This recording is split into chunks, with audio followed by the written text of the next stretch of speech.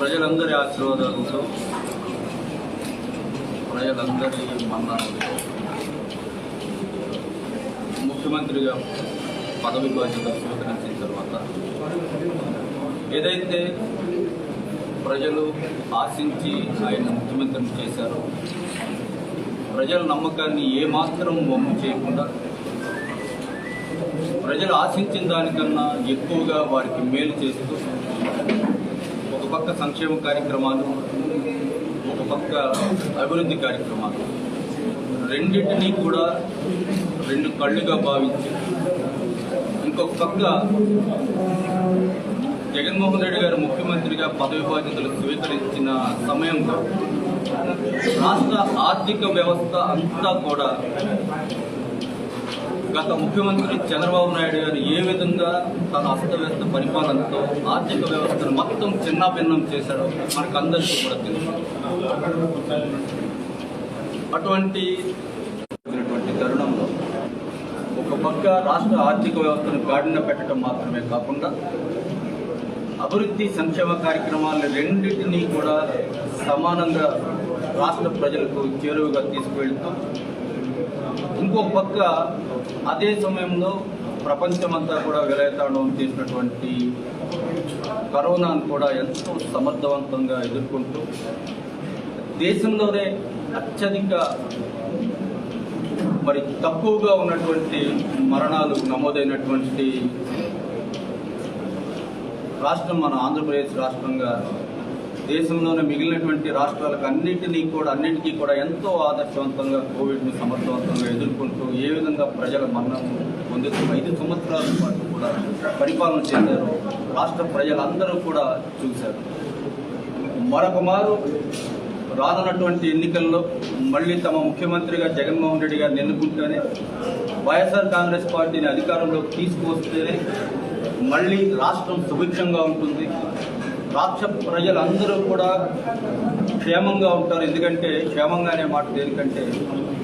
గత ప్రభుత్వ పాలనలో చంద్రబాబు నాయుడు గారి ఆధ్వర్యంలో రాష్ట్ర ప్రజలందరూ కూడా సరే వారికి సంబంధించి ఎటువంటి అభివృద్ధి కార్యక్రమాలు, సంక్షేమ కార్యక్రమాలు వారికి చేరువుగా వెళ్ళకపోయినా కూడా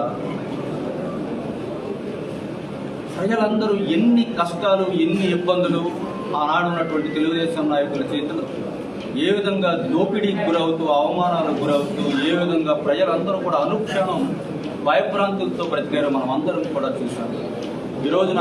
రాష్ట్ర ప్రజలందరూ కూడా తమకి ఏ కష్టం వచ్చినా, ఏ ఇబ్బంది వచ్చినా, ఏ అవసరం వచ్చినా కూడా మాకు మా అన్న జగన్మోహన్ రెడ్డి గారు ఉన్నారన్న ధైర్యంతో రాష్ట్ర ప్రజలందరూ కూడా ఎంతో ధైర్యంతో సంతోషంగా వారి కుటుంబాలతో జీవితం కొనసాగించినటువంటి ఇటువంటి పరిస్థితుల్లో కొద్ది రోజుల్లో మళ్ళీ మనం అందరం కూడా ఎన్నికలను ఎదుర్కోబోతున్నటువంటి సమయంలో మళ్ళీ అధికార దాహంతో ఎప్పుడు ముఖ్యమంత్రిగా పదవి బాధ్యతలు స్వీకరించినా కూడా మిగిలినటువంటి చిన్న పార్టీలతో ఆయన వాటిని కలుపుకుని అధికారంలోకి రావటము, ప్రజలందరికీ కూడా మాయమాటలు చెప్తూ మోసపూరిత వాగ్దానాలు చేస్తూ వారినందరినీ కూడా నమ్మిస్తూ అధికారంలోకి రావటము గతంలో చేశారు. ఇప్పుడు ఉన్నటువంటి రాష్ట్రం ప్రజలు ఉన్నటువంటి పరిస్థితుల్లో ఆయన అబద్ధపు వాగ్దానాలు కానీ, మోసపూరితమైనటువంటి మాటలు కానీ, ఎన్ని చిన్న పార్టీలు కలిసి వచ్చినా కానీ అధికారంలోకి వచ్చేటువంటి పరిస్థితి లేదు. రాష్ట్ర ప్రజలందరూ కూడా మరోమారు గౌరవ ముఖ్యమంత్రిగా జగన్మోహన్ రెడ్డి గారిని ఆశీర్వదించడానికి సిద్ధంగా ఉన్నారు అన్న భయంతో ఏ విధంగా జగన్మోహన్ రెడ్డి గారిపై వ్యక్తిగత ప్రతిష్టను కూడా దిగజారుస్తూ ఎంత నీచమైనటువంటి రాజకీయాలకు పాల్పడుతూ ఉన్నారో వారందరూ కూడా మనం చూసాం. కొత్తగా పెట్టినటువంటి జనసేన పార్టీ పెట్టినటువంటి పవన్ కళ్యాణ్ లాంటి ఆయనకి రాష్ట్ర ప్రజల మీద ఎటువంటి ప్రామాభిమానాలు లేవు, రాష్ట్ర సమస్యల మీద కూడా ఎటువంటి అవగాహన లేదు. ఇటువంటి వ్యక్తులందరినీ కూడా కలుపుకొని ఎన్ని కుట్రలకు దారి తీస్తూ ఉన్నాడో ఆయన ఏ విధంగా అయినా జగన్మోహన్ రెడ్డి గారిని ఈసారిని గద్దె దించకపోతే రానున్నటువంటి 30 సంవత్సరాల కాలం పాటు కూడా ఆయన్ని ముఖ్యమంత్రిగా గద్దె దించడం ఎవరి వల్ల సాధ్యం కాదు. ఈ 5 సంవత్సరాల పరిపాలనకే ప్రజలందరూ కూడా ఈ విధంగా జగన్మోహన్ రెడ్డి గారిని ఆశీర్వదించడానికి సిద్ధంగా ఉంటే, రానున్నటువంటి 5 సంవత్సరాల కాలంలో కూడా ఆయన ముఖ్యమంత్రిగా ఉంటే మరింత ప్రజలకి చేరువుగా వెళ్తారు, వారి ఆశీర్వాదాలు పొందుతారు, వారి ప్రేమాభిమానాలను పొందుతారు. వారి పార్టీలన్నీ కూడా, తెలుగుదేశం పార్టీ కానివ్వండి, జనసేన పార్టీ కానివ్వండి, ఈ పార్టీలన్నీ కూడా గంగలో కలిసిపోతాయన్న భయంతో ఎన్ని కుట్రలు చేస్తూ ఉన్నారో జగన్మోహన్ రెడ్డి గారిపై మనమందరం కూడా చూస్తూ ఉన్నాం. ఇటువంటి పరిస్థితుల్లో మళ్ళీ వైఎస్ఆర్ కాంగ్రెస్ పార్టీ కార్యకర్తలం అందరం కూడా మేము జగన్మోహన్ రెడ్డి గారి వెన్నట్టు ఉంటాము. ఆయన కోసం ఏ త్యాగానికైనా వెనుకాడం మేము. ఇది రాష్ట్ర ప్రజల శ్రేయస్సుకై, రాష్ట్ర అభివృద్ధికై జగన్మోహన్ రెడ్డి గారు చేసినటువంటి పోరాటంలో మేము ఆయన వెన్నట్టు ఉంటాము అన్న లక్ష్యంతో ఈనాడు రాష్ట్ర వ్యాప్తంగా కార్యకర్తలకు సంబంధించి